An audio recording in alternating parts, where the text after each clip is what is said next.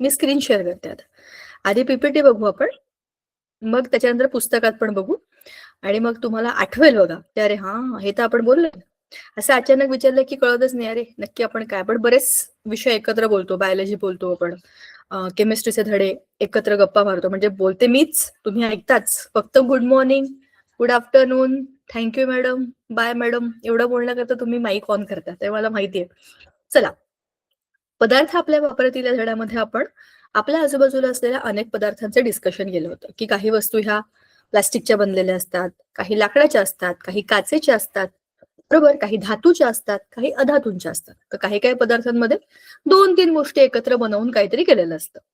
पण ह्या सगळ्या वस्तूंना आपल्या दैनंदिन वापरामधल्या क्षारांच्या अनुभवातनं जर आपण बघितलं तर आपल्या आजूबाजूला अशा बऱ्याच गोष्टी आपण वापरतो ज्यांना आपण बनवतो किंवा निसर्गतःच ते मिळालेले असतात, पण आपण त्यांना क्लीन करतो, रिफाईन करतो आणि आपल्या वेगवेगळ्या कामांसाठी त्यांना वापरून देतो. दैनंदिन जीवनातले महत्वाचे क्षार कोणते? तर 3 आपल्या पुस्तकामध्ये आहे आणि त्यातला एक छोटासा भाग आहे सोडियम, म्हणजे NaClO3, म्हणजे त्याला आपण बोरिक पावडर म्हणतो काइंड ऑफ, तशी ती एक आहे. तर ह्या सगळ्याचा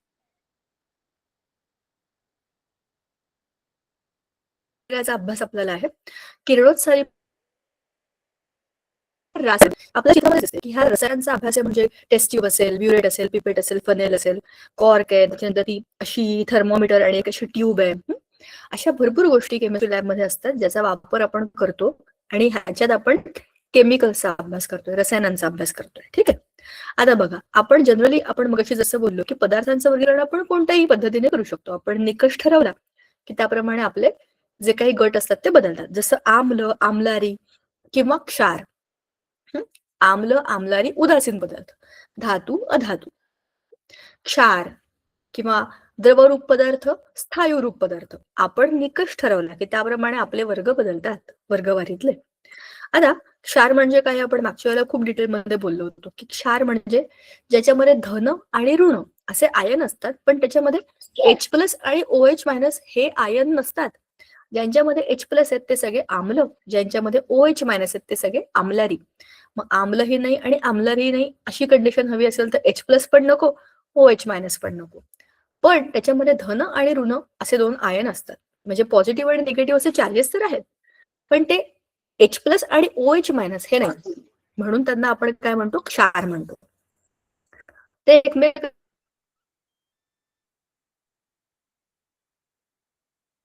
परस्पर भिन्न इलेक्ट्रिक फोर्स, म्हणजे स्थिती पॉझिटिव्ह दोन चार्जेस एकत्र आले की परस्पर भिन्न आकर्षण बलामुळे आकर्षित होऊन त्याचे आयनिक बंध बनवतात. बरोबर, असे जे असतात ते सगळे क्षार असतात. त्यातलं सगळ्यात आपल्या ओळखीचं उदाहरण म्हणजे मीठ, खाण्याचं मीठ.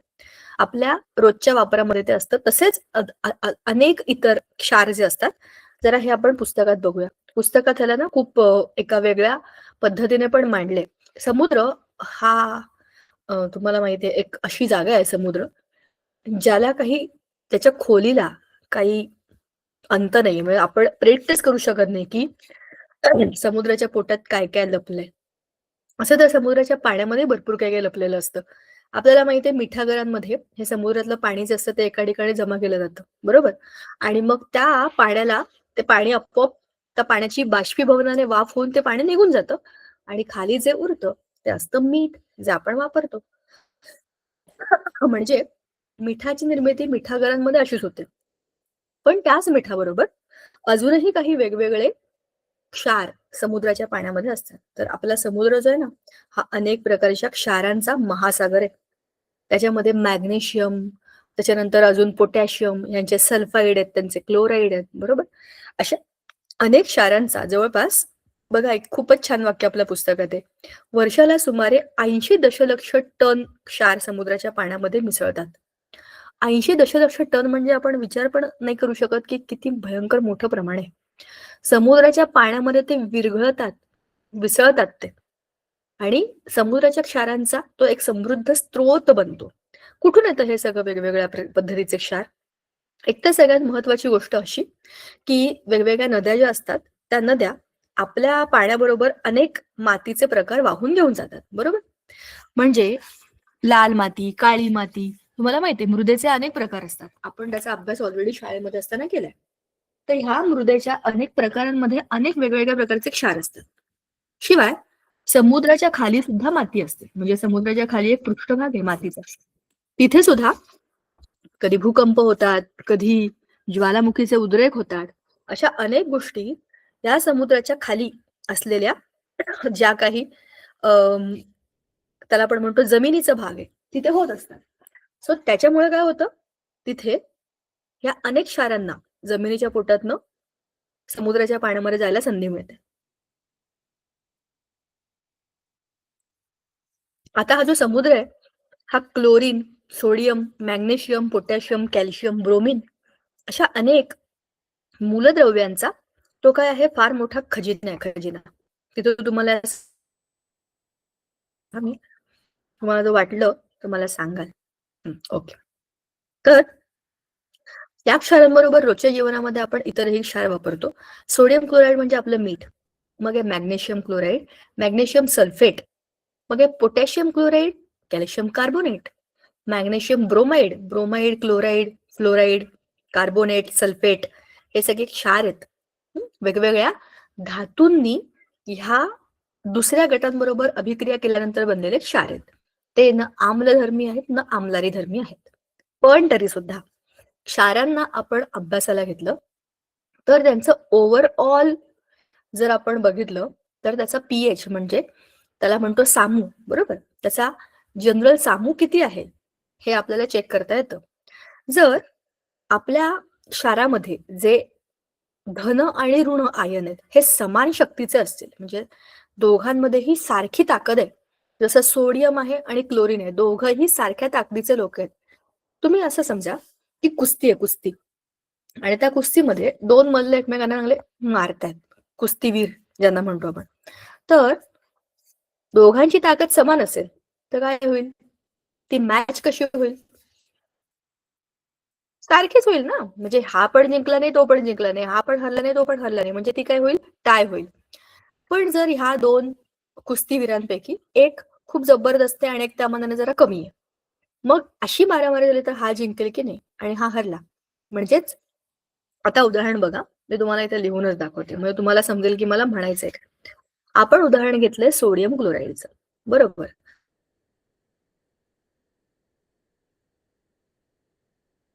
तर सोडियम क्लोराईड बनलंय कसं, Na+Cl-, बरोबर.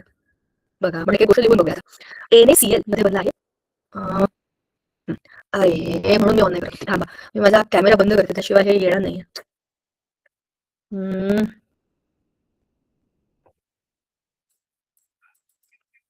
ठीक आहे.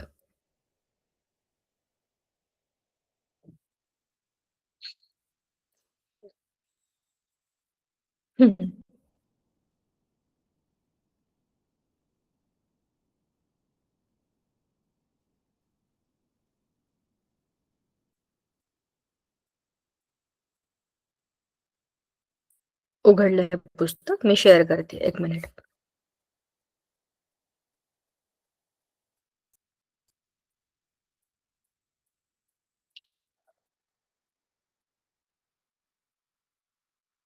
ओके, चला पुस्तक दिसतंय ना तुम्हाला आता इथे.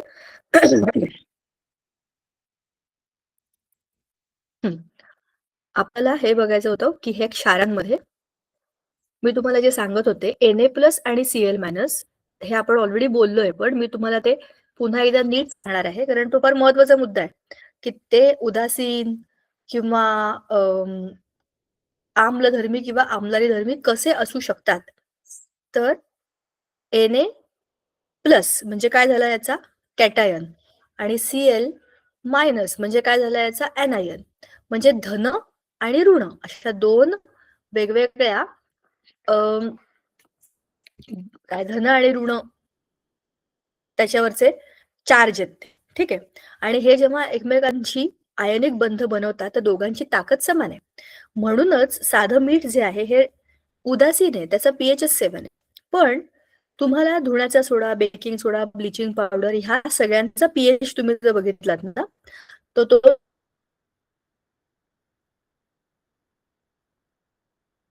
थोडासा पीएच जास्त, म्हणजे 7 पासून 14. म्हणजे बेसिक पीएच मध्ये तुम्हाला ते दिसतील. म्हणजे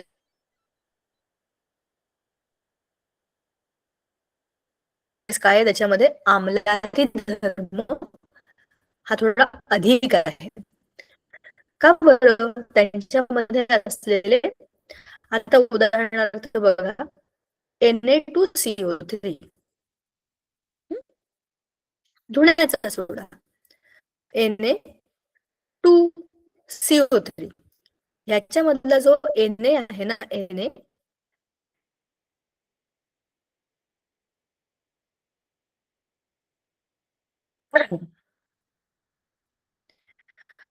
हा स्ट्रॉंग आहे आणि हा आम्लारी धर्मी आहे.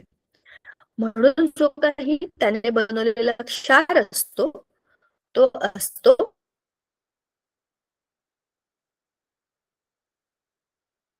आम्लारी धर्मी, नाहीतर ते उदासीन असतं मिठासारखं.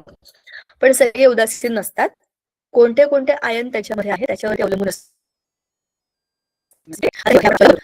तर तो काय असतो, ऍसिडिक असतो. 7 म्हणजे न्यूट्रल उदासीन आणि 7च्या पुढचे सगळे कोण असतात, बेसिक म्हणजे आम्लारी धर्मी असतात.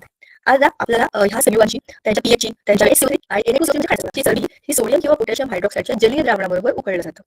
त्याच्यामुळे काय होतं, त्याचं तेलाम्ल बनतं आणि सोडियम किंवा पोटॅशियमचे क्षार तयार होतात. त्यांना आपण म्हणतो साबण. हे दुष्फेन पाण्यामध्ये मिसळल्यावरती सोडियमचे विस्थापन होऊन तेलाम्लांचे कॅल्शियम आणि मॅग्नेशियम क्षार तयार होतात. हे क्षार पाण्यामध्ये अविद्राव्य असल्याने त्यांचा साका तयार होतो. म्हणजे काय, त्याचा फेज होत नाही, पण ते असं तरंगत राहण्यासारखं. बघा तुम्ही, ज्या पाण्यामध्ये एखाद्या वेळेला काही बोरिंगचं पाणी किंवा काही टँकरचं पाणी किंवा काही ठिकाणी तर अगदी विहिरीचं पाणी वापरलं जातं. तर ज्या विहिरींच्या पाण्यामध्ये किंवा त्या बोरिंगच्या पाण्यामध्ये खूपदा असं होतं की त्या पाण्याचा फेसच होत नाही. हा अनुभव मला स्वतःला पण आलाय. आम्ही जेव्हा लहानपणी घरी जायचो ना, आमच्या घरी तर समोर मळा होता. त्या मळ्यामध्ये मोठ होती. मोठीचं पाणी काढलं की भरपूर पाणी तिथे यायचं. आम्ही सगळे छोटे होतो, चला रे आपण अंघोळ करायला म्हणून आम्ही तिकडे जायचो आणि मी ते साबण बिबण घेऊन जायचो. पण त्या पाण्यामध्ये अंघोळ केली तर साबणाचा फेसच व्हायचा नाही. मग आम्ही विचार केला की साबण खराब असेल. शॅम्पू घेऊन गेलो पुढच्या वेळेला. केस धुवायला गेलो तर त्या केसांमध्ये शॅम्पू टाकला तर त्या केसांचा फेसच होईना. मग आम्हाला समजलं की ते पाणीच वेगळं आहे. ते डायरेक्ट खालून जमिनीमधनं काढलेलं पाणी होतं आणि ते तिथल्या शेतीला ते टाकत होते.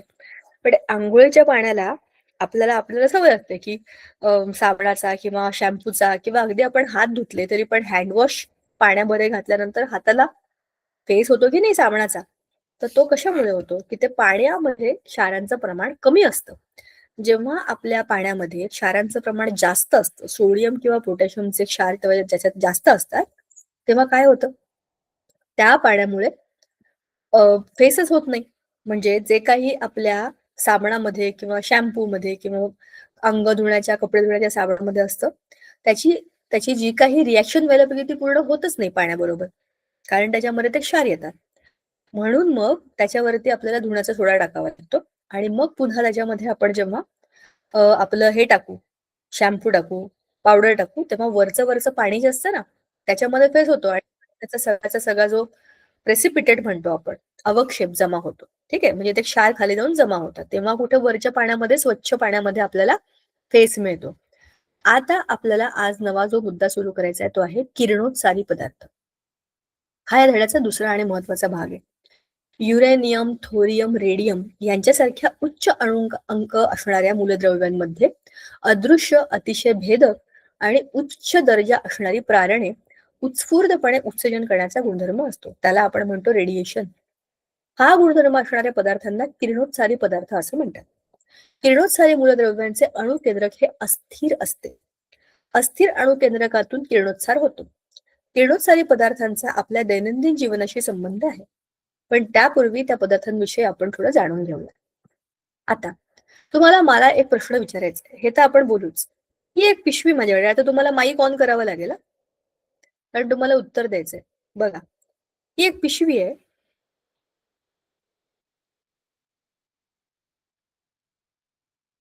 ही माझी भाजीची पिशवी आहे, कापडी पिशवी चांगली. आता ह्या पिशवीमध्ये मी मार्केटमध्ये गेले, ह्याच्यामध्ये कांदे, टमाटे, बटाटे, नारळ असं सगळं सगळं सामान भरलं भरलं भरलं भरलं. एवढी पूर्ण भरली पिशवी.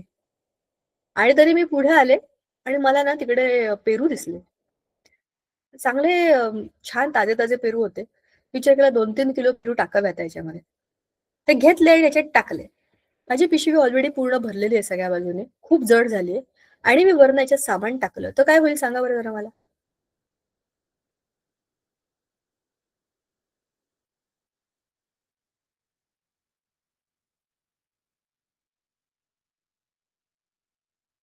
प्रश्न कळला आहे का? नाही. बघा, पुन्हा सांगते. ही माझी पिशवी आहे. मी मार्केटमध्ये गेले भाजी आणायला. आता भाज्या आणल्या, त्याच्यात टाकल्या. त्याच्यात भरपूर कांदे, बटाटे, टमाटे, नारळ बिरळ मला जे काही पाहिजे होतं ते सगळं घेतलं. माझी पिशवी पूर्ण भरली. खूप जड झालीये. त्यात आता काहीच टाकायला जागा नाही. पण मी पुढे गेले आणि मला पेरू दिसले. चांगले स्वस्त पण मिळाले मला. 2 किलो पेरू घेतले, मी याच्यात टाकले. काय होईल पिशवीचं?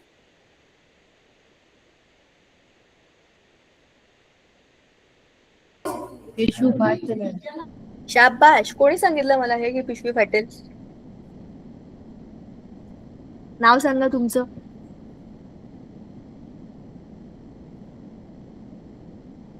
अरे नाव सांग की. बरोबर उत्तर दिलेस. पिशवी फाटेल हे उत्तर कुणी दिलं? पटकन बोला. रघु. काय? रघु. रघु. R for Raghu. तुझं नाव इथे लिहिलंय काय मी? रघु स्टार. कारण काय आहे? आपल्या दैनंदिन आयुष्यातला हा प्रसंग आहे. तुम्हाला हा माहिती आहे आणि म्हणूनच हा मी तुम्हाला विचारला. पण जे आपल्या पिशवीच्या बाबतीत होतं तेच केंद्रकाच्या बाबतीत पण होतं. तुम्ही म्हणाला तर हे काय आता नवीनच. तर हे असं आहे बघा. आपण अणूची रचना बघितली होती. केंद्रक असतं, आजूबाजूला कक्षा असतात, बरोबर? त्या कक्षांमध्ये इलेक्ट्रॉन असतात, इकडे असे इलेक्ट्रॉन फिरत असतात. आणि कक्षेमध्ये काय असतं? मध्यभागी सगळं वजन ऍटमचं इथे जमा झालेलं असतं. केंद्रकामध्ये असतात न्यूट्रॉन्स आणि प्रोटॉन्स. आणि या दोघांनाही वजन असतं. न्यूट्रॉनला काही चार्ज नाहीये, पण प्रोटॉन हे पॉझिटिव्ह असतात. हे इलेक्ट्रॉन जे फिरतात ते निगेटिव्ह असतात. अशी अणुची रचना आपण ऑलरेडी बघितलेली आहे. पण आता विचार करा, हे जे केंद्रक आहे ना, हे केंद्रक आहे ही पिशवी. ओके. ह्या पिशवीमध्ये आपण सामान भरलं भरलं भरलं, कोंबलं, ती फुटली की नाही? असंच या केंद्रकाचं सुद्धा आहे. या केंद्रकामध्ये काही एक लिमिट आहे ना. केंद्रकामध्ये तुम्ही किती प्रोटॉन आणि किती न्यूट्रॉन टाकाल याचं एक लिमिट आहे. तुम्ही आपलं एक टाकताय, टाकताय, कोंबताय तुम्ही अक्षरशः याच्यामध्ये, तर काय होणार आहे? कधी ना कधी हे न्यूक्लियस फुटेल की नाही? केंद्रक फुटेल आणि त्याच्यामधनं कितीतरी गोष्टी बाहेर येतील. यालाच म्हणतात किरणोत्सार. किरणोत्सारामध्ये एकदम स्पेशल गोष्ट घडते. कुठल्याही केमिकल रिएक्शन मध्ये केंद्र कधीच भाग घेत नाही. इलेक्ट्रॉनच फिरत असतात. पण किरणोत्सारामध्ये रेडिओ ऍक्टिव्ह सबस्टन्सेस मध्ये जे काही होतं ते आतल्या केंद्रकामध्ये होतं. बाहेरच्या इलेक्ट्रॉनचा याच्यामध्ये काहीही संबंध नाही. पण या किरणोत्सारी पदार्थांचा आपल्या दैनंदिन आयुष्याशी संबंध आहे. कसा? समजलं तुम्हाला असं का होतं? जसं आपल्या पिशवीमध्ये खूप सामान भरलं की ती आपोआप फाटून जाते. केंद्रकामध्ये पण सामान कोंबलंय तुम्ही तर ते आपोआप फाटणारच आहे. त्यातले सगळे पदार्थ बाहेर पडतात. आता तीन प्रकारचे त्या 3 प्रकारची किरणं एखाद्या केंद्रकामधनं बाहेर पडतात. ती असतात अल्फा, बीटा आणि गॅमा. अशी त्यांची लिहिण्याची पद्धत आहे. Alpha, beta, gamma. आता हे काय आहे? जरा समजून घ्या. हेनरी बेक्वेरेल हे युरेनियमच्या पिचब्लेंड या संयुगाचे संशोधन करत होते. कसा याचा शोध लागला? पॉवरमध्ये फोटोग्राफीच्या न वापरलेल्या काचा एका कार्डबोर्डच्या डब्यात ठेवल्या. त्यावर एक किल्ली पडलेली होती. त्यावर ही युरेनियमची संयुगे ठेवली होती आणि ती तिथेच राहिली. आता काय झालं? हेनरी बेक्वेरेल नावाचा एक सायंटिस्ट आहे. त्याने युरेनियमचं पीच ब्लेंड या संयुगाचं संशोधन केलं. तर युरेनियम काय आहे? युरेनियम हा एक मूलद्रव्य आहे. पण या युरेनियमचा अभ्यास करताना त्याचं पीच ब्लेंड नावाचं एक संयुग आहे, युरेनियमचं एक संयुग आहे, त्याचं नाव आहे पीच ब्लेंड. त्याचा त्यांनी अभ्यास करण्याकरता की याची पाण्याबरोबर अभिक्रिया कशी होते, याच्यावर कशी होते, त्याच्यावर कशी होते, संशोधन करण्याकरता त्याचं सॅम्पल त्यांनी आणलं. त्यांच्या ड्रॉवरमध्ये फोटोग्राफीच्या न वापरलेल्या काचा एका कार्डबोर्डच्या डब्यात ठेवल्या होत्या. आता कार्डबोर्डचा डब्बा तुम्हाला माहितीये पुठ्ठ्याच्या डब्यासारखा असतो आणि त्याच्यामध्ये ना फोटोग्राफीच्या काचा म्हणजे त्याच्यामध्ये फोटोग्राफी तुम्ही फोटो काढले की त्याची प्रिंट काढता येते. पूर्वीच्या काळी असे अल्बम वगैरे बनायचे, त्याच्यामध्ये अशा काळ्या काळ्या रंगाच्या असे त्याला म्हणायचे रील्स, किंवा ते रील वेगळेवर, आजकाल तुम्ही मोबाईलवर बघतात ते वेगळे. तर ते अशा काळ्या काळ्या रंगाचे असे मोठ्याच्या मोठे असे रोल असायचे आणि त्याच्यावरती फोटो प्रिंट व्हायचे आणि हार्ड कॉपी मिळायची. आजकाल सारखे लोक फोन फोन नसल्यामुळे सगळीकडे स्वतःचे सेल्फी घेत फिरत नव्हते. लोक चांगले कार्यक्रमाचे फोटो बिटो काढायचे, लग्नाचे अल्बम बनवायचे आणि ते हार्ड कॉपीच्या रूपामध्ये प्रत्येकाच्या घरी त्यांचे फोटो असायचे. तर बोला, कोणाला काही बोलायचंय का? तर अशा फोटोग्राफीच्या काही पट्ट्या तिथे त्यांच्या एका डब्यामध्ये त्यांनी ठेवल्या होत्या आणि त्या डब्यावरती, त्या कार्डबोर्डच्या त्या डब्यावरती एक किल्ली होती आणि त्याच्या जवळच ही युरेनियमची संयुग होती. ती तिथेच राहून गेली. वैज्ञानिक लोक एकाच वेळेला बऱ्याच गोष्टी करत असतात, एकच प्रयोग करतात, बऱ्याचशा गोष्टी जमवत असतात, काही अनेक गोष्टींवर त्यांची चर्चा सुरू असते, भरपूर गोष्टी सुरू असतात ना अभ्यासामध्ये.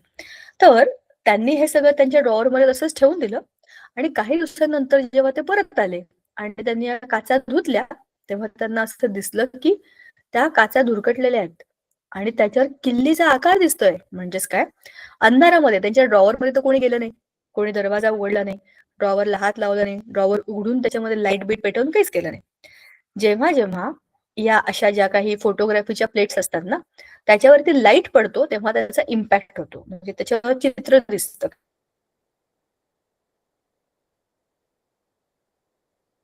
काहीतरी धुरकटल्यासारखं दिसतं, काळ्या रंगामध्ये असं चित्र आल्यासारखं होतं. तर त्या काळ्या रंगाच्या पट्टीवरती त्या चावीचा आकार आला, म्हणजे आजूबाजूला असा काहीतरी लाईट पडला जो अंधारामध्ये त्यांना माहित नव्हतं, पण त्या लाईटामुळे अंधारामध्ये ती चावी जशी तशी त्या प्लेटवरती उमटून आली. म्हणजेच काय, ह्या सगळ्यामधनं ते जे हेनरी बेक्वेरेल होते त्यांनी असा शोध लावला की ह्या पदार्थांना भेदून जाणाऱ्या क्षकिरणांचा, म्हणजे क्षकिरणांसारख्या किरणांचा हा उत्सर्ग आहे आणि ही युरेनियमची संयुग आपल्या अंतरंगातूनच हे करतायत. मग ह्या किरणांना बेक्वेरेल किरण असं म्हणायला लागले आणि मग काही दिवसांनी मॅडम क्युरी यांनी पण थोरियमच्या संयुगामध्ये असेच गुणधर्म पाहिले.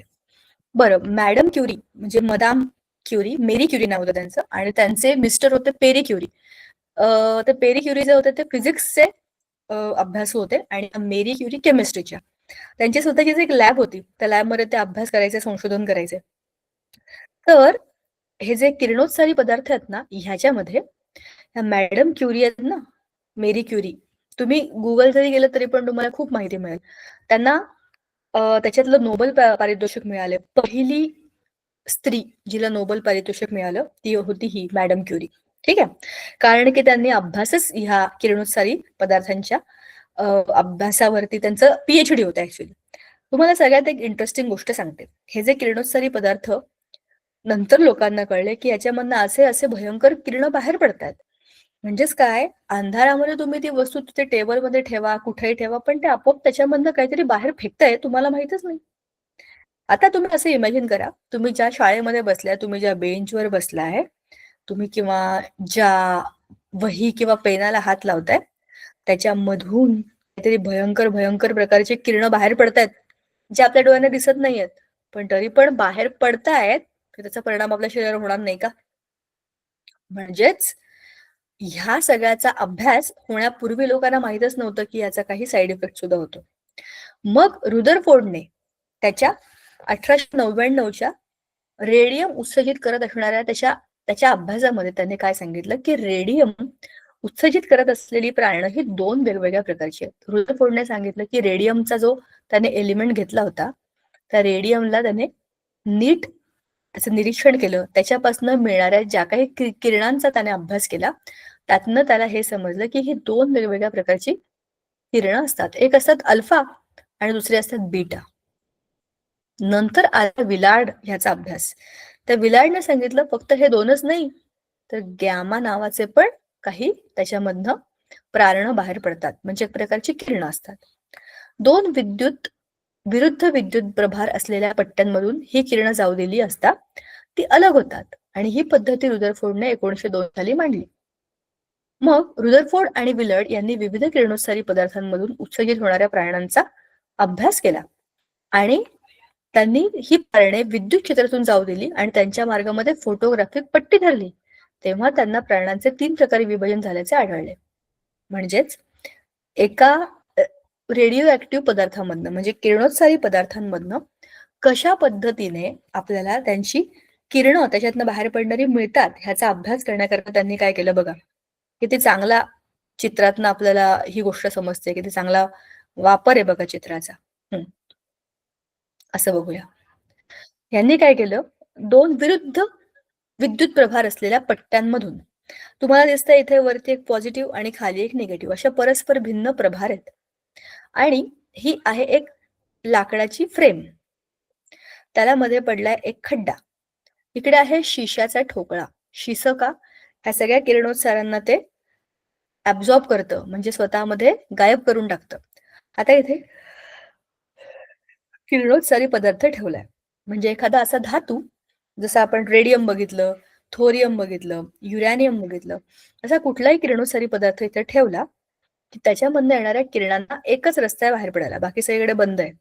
हे जे बाहेर पडतील ते ह्या इलेक्ट्रॉनिक फील्डमध्ये 3 भागामध्ये वेगवेगळे होतात. एक आहे धन प्रभाराकडे आकर्षित होणारा, जो आहे बीटा, म्हणजे तो आहे ऋण प्रभारित. मग आहे ऋण प्रभाराकडे आकर्षित होणारा, जो आहे अल्फा, जो आहे अधिक, म्हणजे धन प्रभारित. आणि हा स्वतः ऋण प्रभाराकडे आकर्षिला गेला. बरोबर. म्हणजेच काय झालं, बीटा किरण जे असतात ते काय असतात, निगेटिव्हली चार्ज असतात. म्हणजेच ते काय असतात, निगेटिव्ह असतात. बीटा निगेटिव्ह, अल्फा पॉझिटिव्ह, आणि कुठेही वळलेले नाहीयेत, जसे आले तसेच पुढे गेले, ते आहेत गॅमा. ठीक आहे. अल्फा, बीटा आणि गॅमा अशा 4 प्रकारच्या अशा 3 प्रकारच्या किरणांना इथे आपण पाहू शकतो. मग एक प्रारण ऋण प्रभारित पट्टीकडे किंचित विचलित झाल्याचं आढळतं, तर दुसरं धन प्रभारित पट्टीकडे अधिक प्रमाणामध्ये विचलित झालेलं दिसतं. म्हणजेच काय, तिसऱ्या प्राणाचे विद्युत क्षेत्रामध्ये अजिबातच विचलन झालं नाहीये. तर ऋणप्रभारित पट्टीकडे किंचित विचलित झालेल्या किरणांना अल्फा किरणे, धनप्रभारित पट्टीकडे गेलेल्या किरणांना बीटा किरणे, आणि अजिबात विचलित न झालेल्या किरणांना गॅमा किरणं असं म्हणतात. Alpha, beta, gamma. बरोबर. आता शास्त्रज्ञांचा परिचय. अर्नेस्ट रुदरफोर्ड ह्याने 1871 ते 1937 ह्या काळामध्ये, किती 60 वर्षाचं जेमतेम त्याचं आयुष्य होतं बघा. ह्या एवढ्याशा त्याच्या आयुष्यमानामध्ये त्याने पदार्थ विज्ञान, म्हणजे मटेरियल सायन्स, त्याने स्वतःचा एक अभ्यास केला होता. जे जे थॉम्सन यांच्या मार्गदर्शनाखाली कॅव्हेंडिश यांच्या प्रयोगशाळेत आणि कॅनडातील मॅकगिल विद्यापीठात किरणोत्सारावर त्यांनी संशोधन केलं. अल्फा कणांचा मारा करून त्यांनी नायट्रोजन अणू विभागून दाखवला. या प्रयोगामुळे पदार्थ विज्ञान क्षेत्रामध्ये नवे युग सुरू झाले. हा अर्नेस्ट रुदरफोर्ड हा एक खूप हुशार सायंटिस्ट होता. त्याने एखादा अणू तोडू शकतो आपण, हे त्याच्या प्रयोगातून दाखवलं, आणि त्याच्यामुळे त्याने काय घेतलं होतं, अल्फा किरण. वरची अल्फा किरण आपण आता जी बोललो ना, अल्फा, बीटा, गॅमा, त्यातली ही अल्फा किरण. आता जरा ह्या 3ही किरणांचा आपण डिटेलमध्ये अभ्यास बघूया. अल्फा, बीटा आणि गॅमा. बघा, हे टेबल किती मस्त आहे. एकत्रच आहे सगळ्यामध्ये. आता आपल्याला माहिती दिलेली आहे. अल्फा म्हणजे, बीटा म्हणजे, गॅमा म्हणजे. अल्फा हा डार्क ब्ल्यू कलरचा आहे, हा ऑरेंज बीटा, आणि गॅमा निळा. पहिला मुद्दा, स्वरूप. अल्फा कणांचा प्रवाह हा हेलियमचे केंद्रक असतात. हेलियम या मूलद्रव्यामधनं इलेक्ट्रॉन काढून टाकले तर जे बनेल ते असेल हेलियमचं केंद्रक. तर अशी हेलियमची केंद्रक म्हणजे खूप जड अशी त्याची काय म्हणू आपण रचना असते. मग बीटा किरण काय असतील? आपल्याला माहिती आहे की ती निगेटिव्हली चार्ज आहेत आणि अल्फा काय होते? पॉझिटिव्ह होते. पॉझिटिव्ह आहेत म्हणजे नुसतेच न्यूक्लियस धरू आपण. हे निगेटिव्ह आहेत म्हणजे हे स्वतःच कोण आहेत? इलेक्ट्रॉन्स. आणि गॅमा म्हणजे काय? विद्युत चुंबकीय प्रारण. म्हणजे विद्युत पण आहे, चुंबक पण आहे आणि त्यामुळे त्यांना तयार झालेलं ते इलेक्ट्रोमॅग्नेटिक रेडिएशन आहे. आता वस्तुमान. गॅमा हे किरण आहेत त्यामुळे त्यांना काही वस्तुमान नाहीये. बीटा ह्या काय बरं म्हणू आपण प्रारणांना 0.0000548 युनिट्स एवढं त्याचं वस्तुमान आहे. आणि अल्फा किरणांचं ह्याच्यापेक्षा कितीतरी जास्त, कारण ते काय आहेत? केंद्रक आहेत, बरोबर. प्रभार. अल्फा किरणांचा प्रभार आहे +2. बीटा किरणांचा -1. गॅमा किरण कुठलाही प्रभार ते स्वतःकडे घेत नाहीत. मग आहे वेग. प्रकाशीय वेगाच्या 1/5 ते 1/20 अशा पटीत तो असतो. म्हणजेच काय? अल्फा किरण ही जरा जड असतात त्याच्यामुळे हळू जातात. दुसरी असतात बीटा. ती किती जातात? प्रकाशीय वेगाच्या 1/5 ते 9 असंच म्हणतात ना मराठीमध्ये. एवढ्या पटीत तो असतो. आणि गॅमा किरण तर प्रकाशा एवढ्याच वेगाने जातात, कारण की ती किरणं आहेत ना, जशी सूर्याची किरणं, अतिनील किरणं, तशीच ही सुद्धा प्रकाशाची किरणच असतात. त्याच्यामुळे ती प्रकाशाच्याच वेगा एवढी जातात. आता विद्युत क्षेत्रातील विचलन. ऋणप्रभावित पट्टीकडे आकर्षित होतात. कोण? अर्थातच अल्फा. अल्फा पॉझिटिव्ह आहेत ना, मग ते ऋणप्रभावित पट्टीकडे जाणारच ना. मग आहे धनप्रभावित पट्टीकडे आकर्षित होणारे बीटा. का? कारण की बीटा स्वतः निगेटिव्ह आहेत. आणि गॅमा कोण आहेत? गॅमा ते कुठेही आकर्षित होत नाहीत. मग आहे भेदन शक्ती. हा फार महत्वाचा मुद्दा आहे. भेदन शक्ती. एखादी गोष्ट भेदणे म्हणजे त्याला खड्डा पाडणे. कमी 0.02 मिमी जाडीचा ॲल्युमिनियमचा पत्रा भेदू शकतात. म्हणजेच काय? 0.02 मिलीमीटर जाडीचा ॲल्युमिनियमचा पत्रा आहे हा. ॲल्युमिनियमचा पत्रा. ॲल्युमिनियम हा एक धातू आहे आणि या ॲल्युमिनियमचे पत्रे आपण दुकानांमध्ये, घरांमध्ये कुठे कुठे बघितलेले, वापरलेले. पण त्या ॲल्युमिनियमच्या पत्र्यांवरती होल पाडण्याकरता, भेदून जाण्याकरता अल्फा किरण समर्थ आहेत. बीटा किरणांना काय? अल्फा कणांच्या सुमारे 100 पट जास्त 2 मिलीमीटर जाडीचा ॲल्युमिनियमचा पत्रा हे भेदू शकतात. म्हणजेच काय? अल्फा कणांपेक्षाही बीटा कणांची भेदन क्षमता जास्त आहे. मग आहेत गॅमा. अल्फा कणांच्या सुमारे 10,000 पट जास्त आणि 15 सेंटीमीटर जाडीचा शिशाचा पडदा ते भेदू शकतात. म्हणजे सगळ्यात जास्त भयंकर कोण आहेत? गॅमा. मग पुढे आहे त्याचं आयनीभवन शक्ती. जे काही अल्फा किरण आहेत त्यांचं आयनीभवन शक्ती हे अति उच्च प्रमाणातले असते, म्हणजे ते इतरांना आयनाइज करतात, त्यांना पॉझिटिव्ह करतात. बीटा किरणांची कमी आहे आणि गॅमा किरणांची अतिशय कमी आहे. प्रतिदीप्ती निर्माण करण्याची शक्ती म्हणजेच काय? लाईट. रेडिएशनमुळे काय? लाईट निर्माण करणं.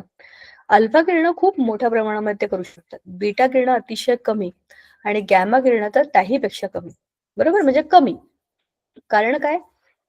ही किरण आहेत आणि त्याच्यामध्ये आपल्याला हे बघायचंय की कोणत्या पद्धतीच्या किरणांचा परिणाम हा कसा होतो. बरोबर.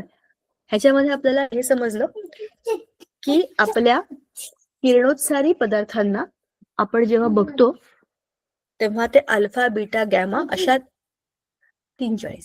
अशा 3 वेगवेगळ्या प्रकारच्या किरणांना ते त्यांच्या केंद्रकामधनं बाहेर टाकतात. बरोबर. आता किरणोत्सारी समस्थानिकांचे उपयोग आपण का बरं ह्याचा अभ्यास करतोय? का आपण किरणोत्सारी पदार्थांचा अभ्यास आपल्या पुस्तकात घेतलाय?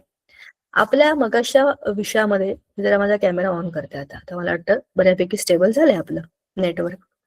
तर बघा, किरणोत्सारी पदार्थ जे असतात की नाही ते आपल्या दैनंदिन वापरामध्ये आपण एका वेगळ्या कारणासाठी वापरतो. हे ह्यांच्यामधनं किरण बाहेर टाकत राहतात. त्यातली काही किरण आपल्या शरीराला पण भेदून जातात. आता तुम्हाला मी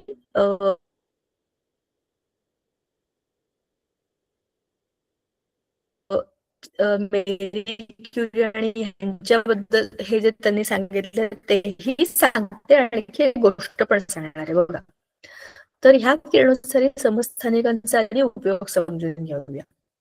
किरणोत्सारी मूलद्रव्य फक्त अणुबॉम्ब तयार करण्याकरता वापरतात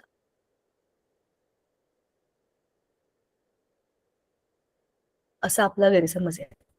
तो माहितीये ना, ऍटम बॉम्ब तो फोडला की स्वाहा सगळंच गेलं.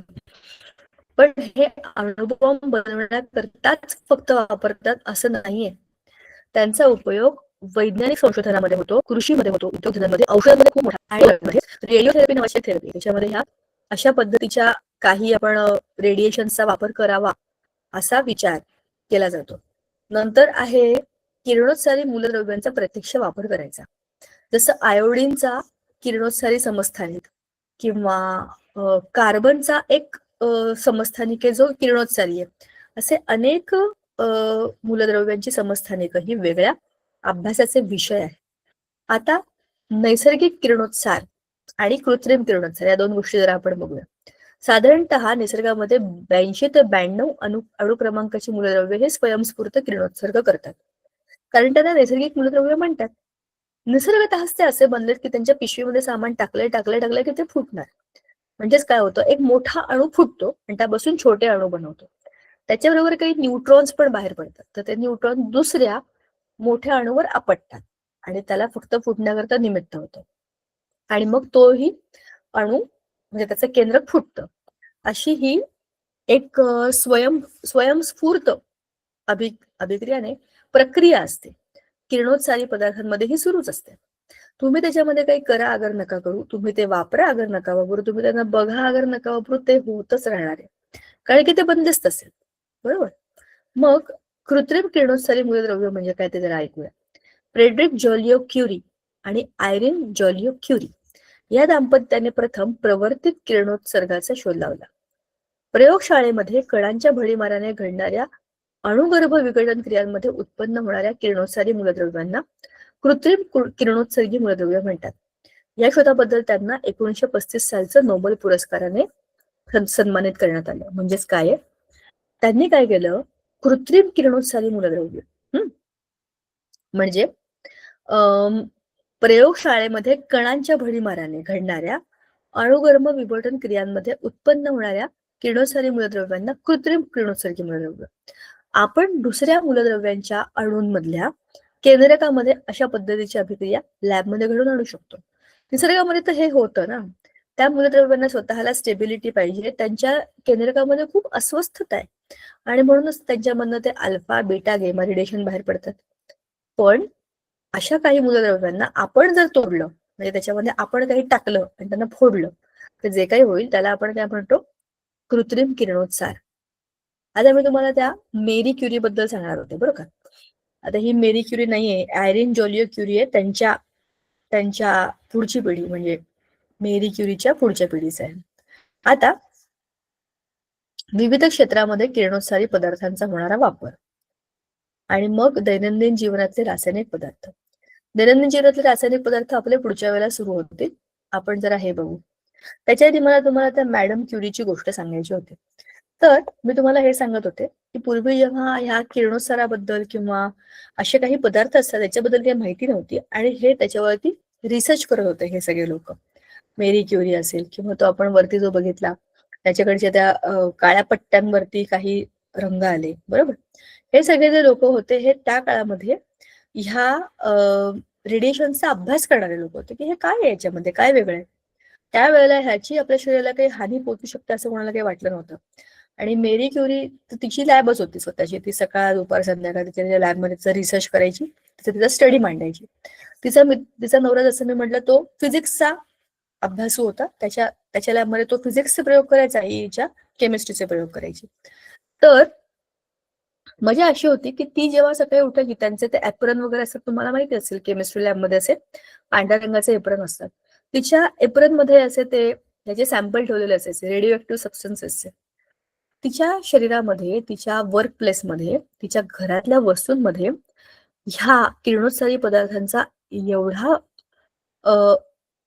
परिणाम झाला होता, त्याच्यामध्ये त्याचा एवढा इम्पॅक्ट झाला होता की आजही म्हणजे तिच्या मृत्यूनंतर त्या मेरी क्युरीचं जे शरीर दफन करतात ना, म्हणजे ख्रिश्चन लोकांमध्ये ते मृतदेह दफन करतात, तर तिच्या त्या दफन केलेल्या जागेच्या वरती खूप मोठा लीड धातू माहितीये ना, त्याची अशी खूप मोठीच्या मोठी बांधणी केली आहे की तिच्या शरीरामधनं आता ते सगळे रेडिएशन्स बाहेर पडतात, एवढे तिच्या शरीरामध्ये गेलेले आहेत ते.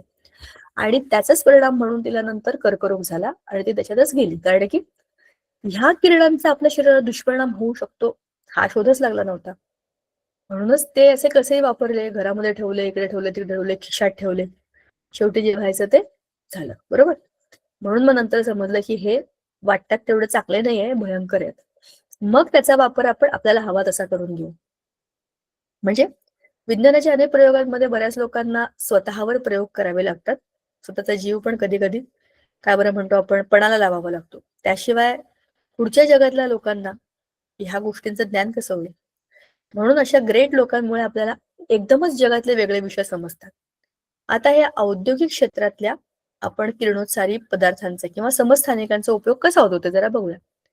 बिडाच्या वस्तू किंवा लोखंडाचे वितळ जोड यातील भेगा पोकळी गॅमा किरणांच्या सहाय्याने शोधता येतात. त्यासाठी कोबाल्ट 60, इरिडियम 192 यासारख्या समस्थानिकांचा उपयोग रेडिओग्राफी करण्याकरता कॅमेरामध्ये केला जातो. धातू कामातील दोष शोधण्याकरता हे तंत्र वापरतात. म्हणजे काय, आपण जेव्हा एखाद्या वस्तूच्या बांधकामाकडे किंवा काहीतरी बनवण्याकडे बघतो, तर त्याच्यामध्ये बनवताना काही त्रुटी राहून जातात, काही गॅप राहतात, ते खड्डे राहतात, काही भेगा पोकळी असं राहतं. मग ते चेक कसं करायचं, तर त्याला चेक करण्याकरता रेडिओग्राफीच्या या ज्या काही त्यांच्या इन्स्ट्रुमेंट्स असतात त्याच्यामध्ये या इरिडियम 192 किंवा कोबाल्ट 60 ह्यांचा वापर केला जातो. पुढचं आहे जाडी, घनता, पातळी यांचे मापन काढणे. म्हणजेच काय, ॲल्युमिनियम, प्लास्टिक, लोखंड अशा पदार्थांचे कमी अधिक जाडीच्या पत्र्यांचे उत्पादन करताना हवी तेवढी जाडी कायम राखणे आवश्यक असते. नाहीतर मला माझ्या घरामध्ये पत्रा टाकायचा आणि तो पत्रा एकदमच बारीक बनला, तो उपयोग आहे का? नाही. खूपच जाड बनला तरी उपयोग आहे का? नाही. जेवढी त्याची गरज आहे, जेवढे त्याचे ठरलेलं प्रमाण आहे, त्या प्रमाणात ते बरोबर व्हायला पाहिजे असतं. तर उत्पादनामध्ये एका बाजूने किरणोत्सारी द्रव आणि दुसऱ्या बाजूला किरणोत्साराचे मापन याचे यंत्र असतं. तर मापन यंत्राने दाखवलेला किरणोत्सार पत्र्याच्या जाडीप्रमाणे कमी जास्त होतो. या तंत्राच्या सहाय्याने पॅकिंग मधील मालही तपासता येतो.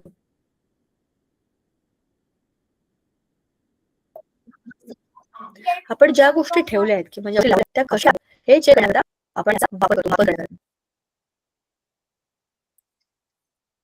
दीप्तिमान रंग आणि किरणोत्सारी दीप्ती रंग. पूर्वी घड्याळाचे काटे विशिष्ट अशा वस्तू अंधारात दिसण्याकरता रेडियम, प्रोमिथियम, ट्रिटियम या किरणोत्सारी पदार्थांचे फॉस्फर बरोबरचे मिश्रण वापरले जायचे. हाय इंटेन्सिटी डिस्चार्ज म्हणजेच क्रिप्टॉन 85, तर बीटा किरणांचा स्रोत म्हणून एक्स रे युनिटमध्ये प्रोमेथियम 147 हे समस्थानिक वापरतात. थोडक्यात काय, रंगीबेरंगी इफेक्ट आपल्याला जेव्हा पाहिजे असतो अंधारामध्ये, घड्याळामध्ये किंवा काही वॉलपेपर्समध्ये असं तुम्हाला कलरफुल काहीतरी सापडतं. ठीक आहे. तर त्याच्यामध्ये आपण खरेखर रेडिओएक्टिव्ह एलिमेंट टाकू नाही शकत, घरात वापरायच्या वस्तू असतात, पण छोट्या आणि कमी घातक अशा मूलद्रव्यांची समस्थानिक पण जी किरणोत्सारी आहेत असा त्यांचा वापर आपण करतो. मला वाटतं आजची वेळ आपली आता इथे संपलेली आहे. आपण पुढच्या वेळेला ह्या धड्याचा पुढचा भाग बघूया. कृषी क्षेत्रापासून सुरू करू आणि मग आपल्या धड्याचा शेवटचा टप्पा पुढच्या वेळेला संपेल. ठीक आहे, भेटूया आपण पुढच्या वेळेला. Bye bye. Thank you. Bye bye. Bye madam. Bye bye. Bye bye. ओले